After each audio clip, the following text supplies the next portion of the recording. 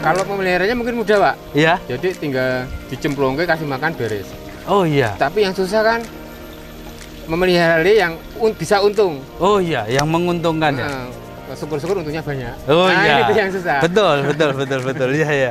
Jadi kita bikin rata ya, kasih makannya, biar ukurannya bisa bagus, bisa merata.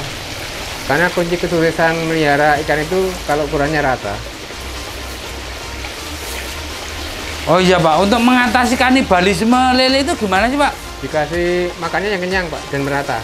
Oh iya, sesederhana itu ya sebenarnya. Sesederhana itu. Jadi nggak usah pakai apa-apa. Selama makannya kenyang dia nggak bakal makan temennya ya. Betul, karena biasanya kalau ikan itu udah kenyang, nanti dia pasti gantung Pak. Oh, Karena, kekenyangan gitu gantung. ya kan kalau semuanya gantung kan dia nggak bisa nyerek temennya Pak. Oh. Dia untuk apa? Untuk bergerak aja susah. Ya itu seperti itu caranya. Wah ya. Kasih makan sampai kenyang dan rata, itu aja.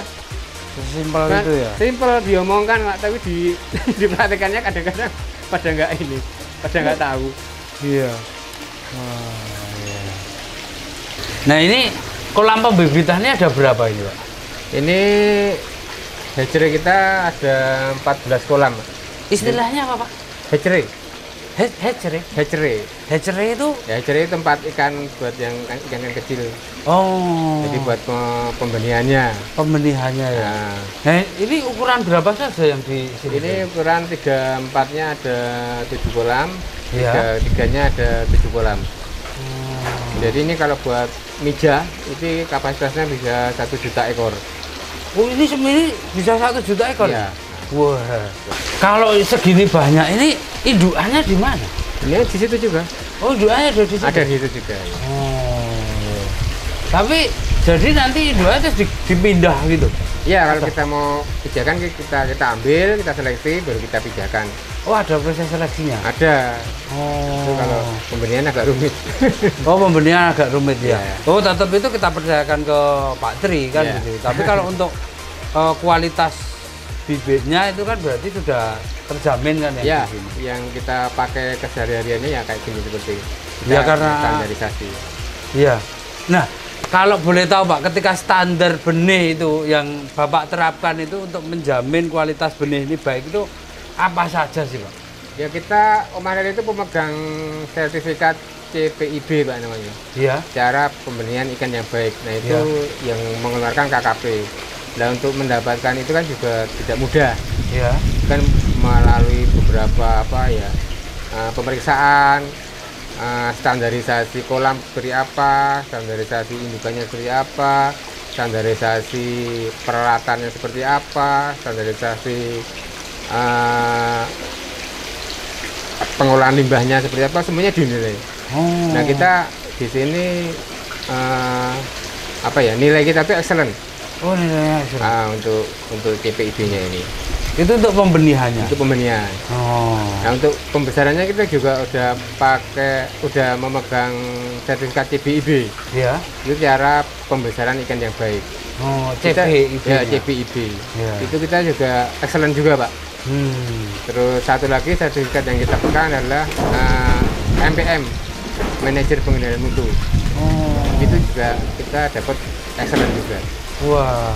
Jadi itu sertifikat itu controllingnya mereka setiap tahun? Ya, itu dari dinas pertanian, dinas perikanan, kelautan. Itu dievaluasi. Kalau yang excellent itu kan nanti berlakunya 4 tahun sekali ada pembaruan. Oh, 4 tahun. Nah, kalau yang di bawah itu nilainya nanti baru ada yang 3 tahun, ada yang 2 tahun, ada yang setahun. Kalau yang kualifikasinya nggak masuk excellent, kan ada tingkat-tingkatnya, paling tinggi excellent, terus baik, cukup, dan kurang. Kita bagi sedikit kepada warga Taniling tentang benih yang baik. Jadi nanti ketika pun beli di sini itu oh iya ternyata ini seperti yang disampaikan oleh Pak Tri, kualitasnya baik.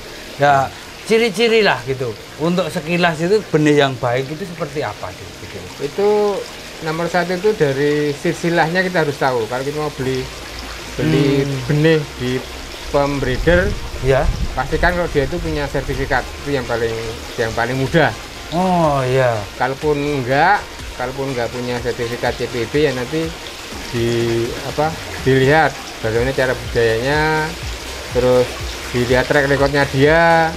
Benihnya kan pasti kan dia udah jual kemana-kemana kan, itu aja dicek, di cross check aja sama yang biasa beli di situ. Itu besarnya cepat apa enggak, sering trouble apa enggak benihnya, itu aja. Kalau yang paling aman ya itu yang pemegang sertifikat itu biasanya. Jadi saya baru tahu apa namanya, hampir sama ya. Jadi ketika ngomong benih itu reputasinya ada di breedernya ya? Ya betul. Breedernya. Jadi kalau kita sembarang beli benih itu ya risikonya tanggung sendiri lah. Oh iya betul. Yang bagus itu ya kita datang ke tempat pembreeder, kita lihat apa caranya dia memelihara benih kayak apa. Yang bagus itu yang pakai sirkulasi kayak gini. Jadi air itu selalu bersih dan menjaga apa ya, kesehatan ikan. Wah, jadi buat warga Taniling sekalian, jadi ini bisa dilihat air. Saya juga baru lihat ini Pak. Ini lele pakai sirkulasi air ini. Jadi yang di depannya ini, setahu saya itu kan lele itu kan ya dibiarkan air menggenang begitu. Ini bahkan dari ya pantas kalau ini nanti jadi benih-benih yang sehat ini. Ya. Karena dari awal prosesnya memang ya air sudah mengalir kan begitu. Ya. Untuk pakan juga apa namanya sudah dijaga, dikontrol dari awal ya untuk pakannya. Kita punya standar sendiri untuk pakan.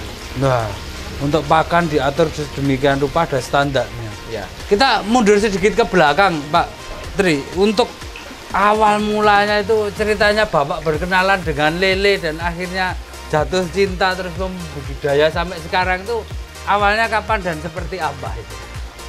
Ya awalnya hobi aja, hobi istilahnya suka melihara lele gitu loh. Ya. Pertama melihara ya rugi Pak. Terus melihara lagi kan, rugi lagi. Yang ketiga kalinya masih rugi Pak. Terus kan saya berpikir kok ini ya, kok rugi terus ya. Tapi kenapa kok banyak orang yang sudah apa ya berbudidaya lele udah bertahun-tahun dan bisa eksis. Kalau rugi kan nggak mungkin. Pasti kan hanya saya yang belum tahu ilmunya kan. Nah terus saya sambangi mereka yang tak anggap sukses itu. Saya tanya kiatnya gimana, caranya gimana.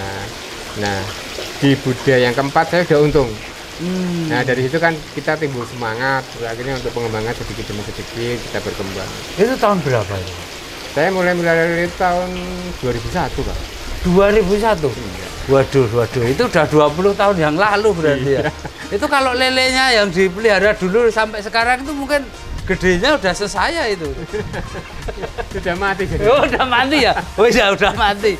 Wah, iya. Enggak, kalau saya dipelihara terus gitu loh. Barangkali bisa ada lele raksasa gitu. Iya, 20 tahun ya.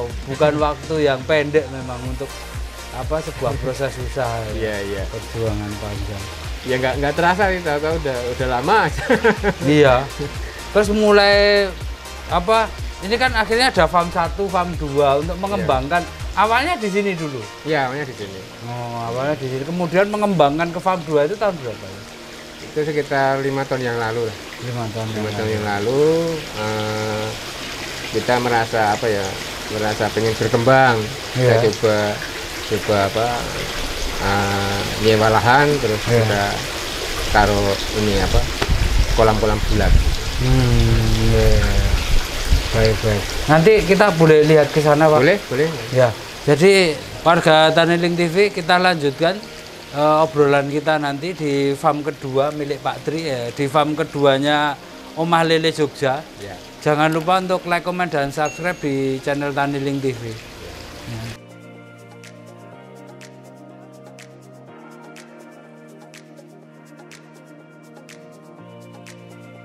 Jadi yang di sini farm 2. Ya.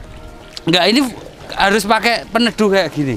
Ini kalau buat untuk adaptasi pertama kita pakai peneduh.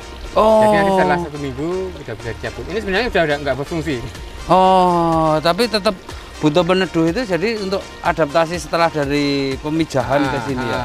Jadi biar nggak kepanasan, ini kan full matahari kan Pak. Iya. Jadi kalau nggak dikasih peneduh nanti airnya hangat, terus ikannya pada terkelupas gitu. Oh gitu. Iya. Jadi fungsinya itu. Nah ini Pak, kalau kita ngomong kalau yang di sini berarti ada berapa kolam? Ada 67 kolam. Di sini D3. 67 kolam. Iya. Oh ini D3. D3. Iya. Sama kayak yang di sana tadi. Iya, sama. Kalau D4 itu lebih besar atau lebih besar? Oh, D4 itu lebih besar. Iya. Itu D4 tuh yang nanti di farm 3 nanti kita D4 semua. Oh, di farm 3 D4 semua. Iya. Iya. Iya, Pak. Apa namanya? Bisa diceritakan kemudian untuk yang apa? Ini kan berarti unit usaha dari Omah Lele Jogja. Itu kan tadi yang di sana tadi berarti ada penjualan bibit. Iya. Kemudian apa lagi? Pembuatan kolam bundar. Pembuatan kolam bulat. Lalu terus untuk farm design. Farm design, ya. Terus kerjasama kemitraan, jual konsumsi juga. Konsumsinya yang punya mitra aja kita ambil, kalau dari luar kita nggak ambil. Enggak, tapi maksudnya kan menjual. Iya, menjual. Nah, berarti penjualan konsumsi. Kita bukan pedagang, kita bukan ngambil dari tani lain. Jadi yang taninya Omah Lele aja. Oh, petaninya Omah Lele. Kenapa gitu? Karena kita tahu kualitas standarnya Omah Lele lah. Oh ya, jadi untuk menjaga kualitas. Betul. Iya. Kalau sekali kualitas kita berubah, nanti tengkulak saya pada kabur ya. Iya, betul. Jadi memang kepercayaan dalam bisnis itu harus dijaga. Kita jaga lah, kita jaga. Betul. Nah, sekarang mengenai kerjasama Pak, tentang kerjasama yang ditawarkan di Omah Lele itu seperti apa sih? Ya seperti tadi itu kita beli, kita jual paketan, per paket D3 itu kan 5.100.000. Ya. Nah itu nanti udah dapat kolam, benih sama pakan sampai panen. Ya. Kita bimbing sampai dia bisa untung ya. Ya. Kita bimbing sampai untung, nggak sekedar panen tapi bisa untung. Bisa untung. Terus nanti hasil jualnya kalau dia nggak bisa jual, kita ambil ikannya. Nah untuk yang kerjasama yang lahan 10 patok itu? Oh, yang untuk lahan farm 3 itu? Ya. Itu rencana kan di situ gimana? Kita mau buka lagi farm 3 itu untuk sementara ini kita buka 1 hektar dulu. Ya. Tapi itu lahannya sebenarnya bisa sampai 10 hektar. Oh, bisa sampai 10 hektar. Yang bisa dipakai. Cuman kita mau buka 1 hektar dulu. Nah, nanti kita mau kita bikin kapling-kapling gitu loh. Jadi satu kapling itu kurang lebihnya 1000 meter. Ya. Dan itu isi kolam 40 unit D4 ya. D4. Jadi itu satu kapling itu udah lengkap, ada 40 unit D4 beserta perlengkapannya ya untuk sirkulasi. Iya.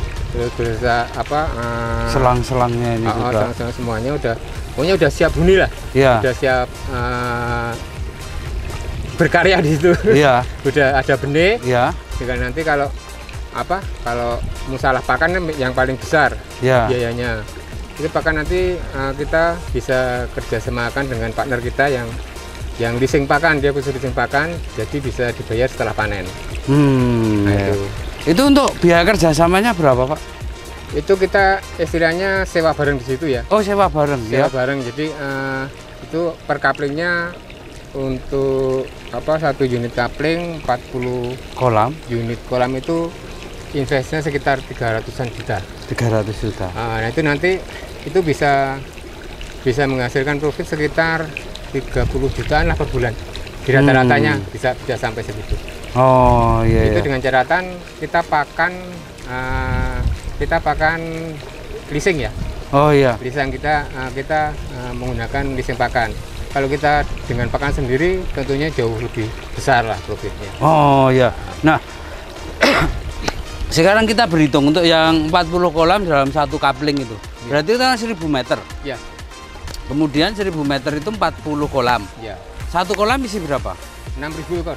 6.000 ekor. 6.000 ekor untuk satu kolam. Berarti kalau dikalikan 40 berarti ada 240.000 Betul. ekor. Nah, 6.000 ekor itu kalau diberikan pakan selama 2,5 bulan berarti? Ya, 2,5 bulan. 2,5 bulan itu berarti kebutuhan pakan berapa?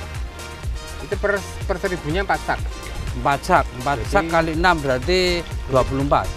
24 kali 40 kali 40 960 ya. Ya, 960 sak ya. untuk 40 kolam. Kolam ya. Nah, kalau dengan 40 kolam itu harga per saknya?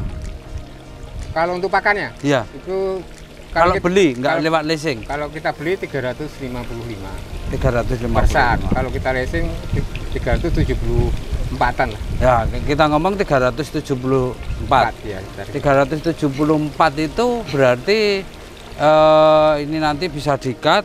Kita buka contekan dulu. 359 juta. Ya. 360 juta lah begitu. 360 juta itu untuk kebutuhan pakan. Kemudian dari 6.000 per kolam itu kira-kira bisa mendapatkan berapa kilo? Maksudnya profitnya? Enggak, beratnya. Beratnya itu per kolamnya itu kita 800-an kilo lah. 800 kilo. Dapat kilo. Harganya? Harganya sekarang pakai, saat ya? ini 17.000. 17 dikalikan tadi 800 kilo itu berarti ketemunya 544 juta. Ya. Jadi 544 juta itu hasil penjualan. Kemudian pakan itu totalnya untuk kebutuhan pakan 360 juta. Ya. Berarti kira-kira ada sekitar 180-an juta lah. Ya. Kotor ya. Kotor ya.